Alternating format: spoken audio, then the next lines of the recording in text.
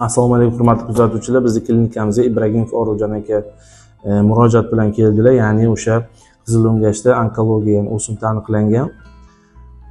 Biz immunobioterapiya lecheniasini boshladik. Hozirda holatlari kelganlariga nisbatan ancha stabilni, ya'ni holatlari yaxshilanib, tiklanish jarayonida, xudo xolasa. Assalomu alaykum. Men Ibragimov Orolxo'ja. Shu Toshkent shahrida turaman. Shu yerda Sebzorda. Mana shu yerda endi sal Alloh sinovlari bilan onkologический sal kasal bo'lib qoldi.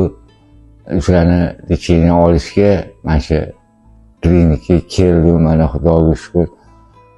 Boshida kelganimda ancha nima deydi, sal qora anaqa edi.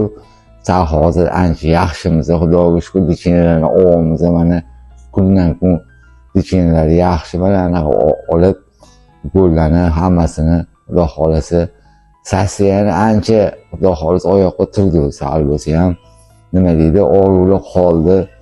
Endi Xudo xolasa bu yoqqa yana ozgina qoldi. Lecheniyalarimizni Xudo xolasa hammasi yaxshi. A'lo darajada xizmat anaqalari ham servislari deydi. Hammasi zo'r, Xudoga shukr. Rahmat kattakon. Baraka topinglar, tan joninglar sog' bo'lsin. Alloh rozi bo'lsin katta mehnatinglardan. Rahmat kattakon.